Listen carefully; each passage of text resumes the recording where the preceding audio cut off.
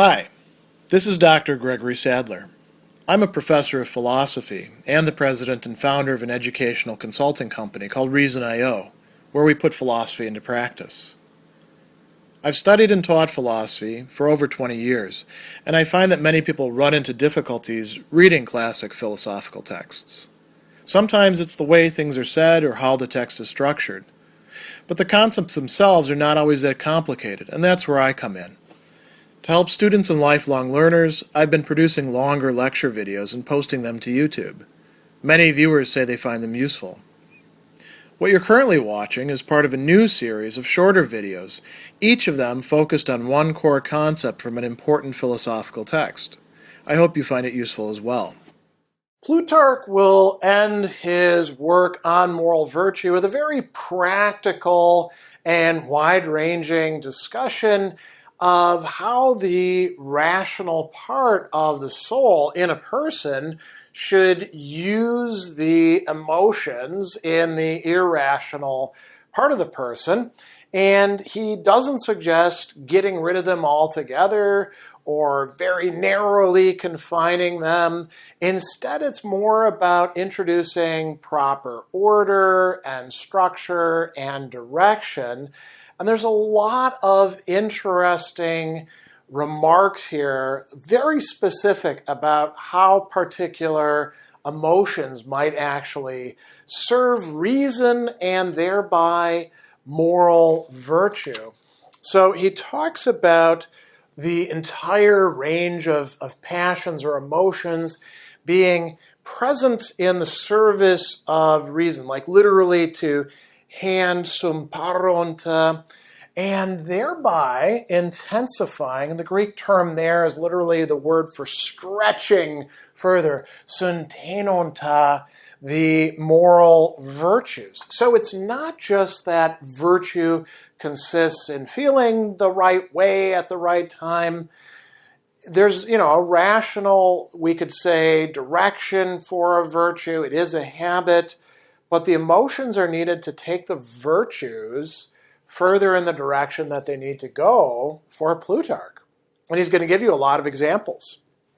So he tells you that the first one, thumos, anger, can be helpful for courage, but it's got to be measured, metrios, and that is the case for all of these. The next one that he talks about, hatred of evil, a term that comes up quite a bit in his works. The word is literally misoponeria, a hatred, misos, of wickedness, poneria, right? It's the feeling that we have when we see somebody getting away with doing bad stuff. That can, if it's kept within certain bounds, serve justice, the virtue of justice. It can lead us to doing the right thing, right? Or not ignoring somebody who's being harmed.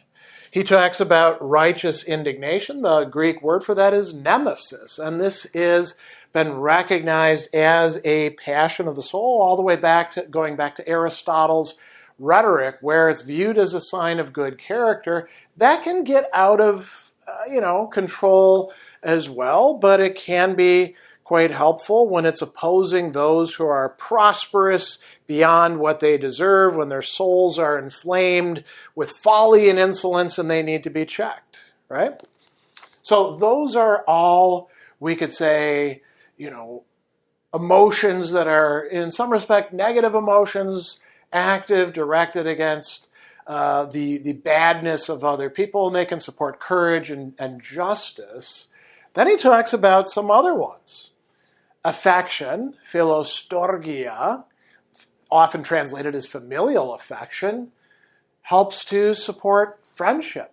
If you have a friendship, a philia, that doesn't have affection in it in that way, maybe there's something missing. He talks about pity, eleos, as supporting what's translated here as humanity or humaneness, philanthropias, literally a love or friendship with other human beings, right? An appreciation for the humanity of other people, being concerned with, being compassionate with those people in a measured way conduces to that. Goodwill, eunoia, which can be translated as benevolence, as it is also in this particular rendering, is enhanced by sharing joy and pain, feeling joy with the other person, feeling joy in their joy, feeling pain in their pain, or grief if you like, right?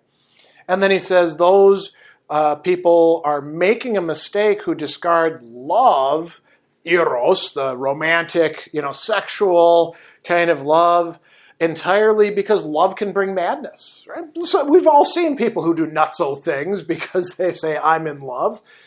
But that would be a mistake. The fact that an emotion can go astray doesn't mean we should reject it altogether, right? If there's some good use for it, we should make use of it in that way. And he says that, this is like people who blame commerce because it may beget, greed.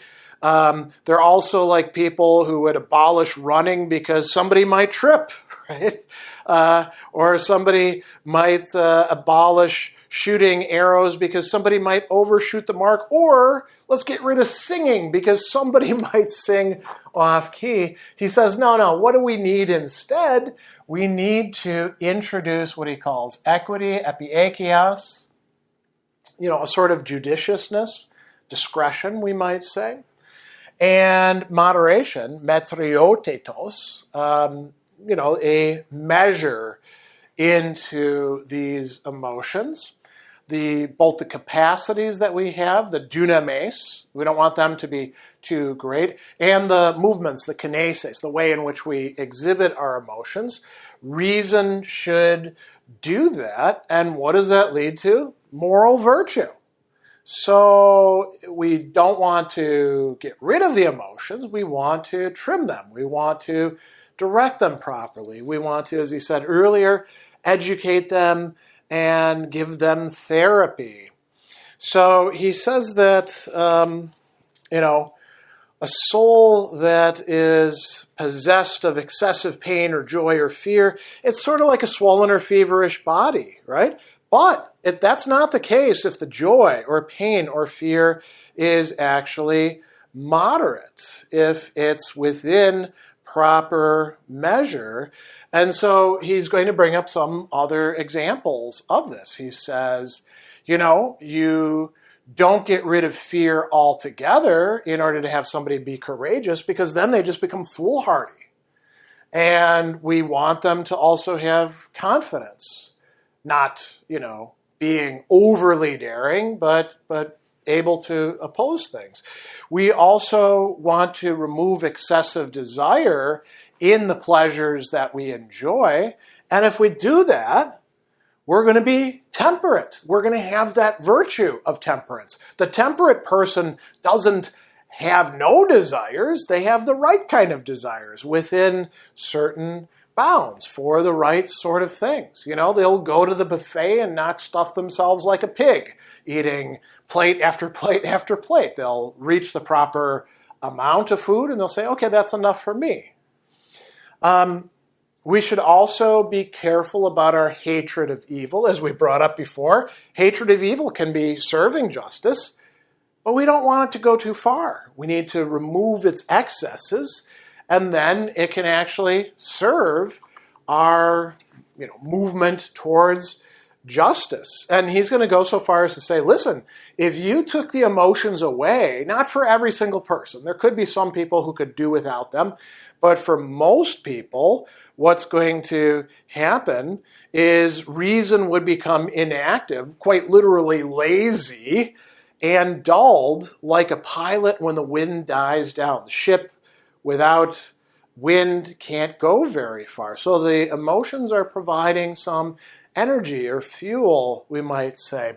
And he's going to talk about how people have made use of this. He says, Legislators have seen this when they try to put into their constitutions emotions of ambition and emulation as regards the citizens in relation to each other, but in relation to the enemy, we want to increase their spirited and fighting qualities, right? He talks about poetry as doing this. And then he goes on as well, and he says, by the way, those Stoics, even they use praise and criticism or blame, right? And what's going on with that? Why do they praise? Why do they criticize or blame people, particularly young people? Well, when you get praised, what do you feel? Pleasure. And in the other case, you feel pain or fear, right? He says you feel repentance and shame. The first is a kind of pain, the second a kind of fear. And why do they do this? Well, because they realize that we're not just reason, we're also our emotions. And if you want to make people better, you've got to do that. And this is interesting because we do see that there is a discussion in Seneca about whether it's enough just to give people the information that they need and make some arguments. And Seneca says, ideally, sure, but that doesn't actually work for most people. You do need praise. You do need blame. You need admonition. You need exhortation. And not just Seneca, but other Stoics recognize that because Seneca brings them up. So he's got a good point here.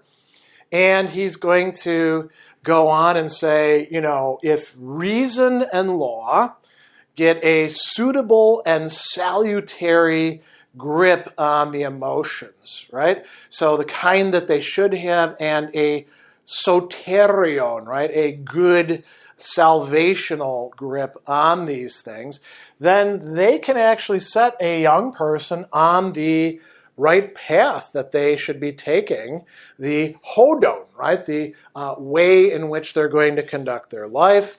And so, he says that the Spartan tutor was not off the mark when he said he intended to make a boy entrusted in him delight, enjoy pleasure in the honorable, and be vexed at dishonorable things. And so this is where Plutarch is going to end the work, giving us a good understanding of how reason and the emotions are supposed to work together to promote the very moral virtues that this book is about.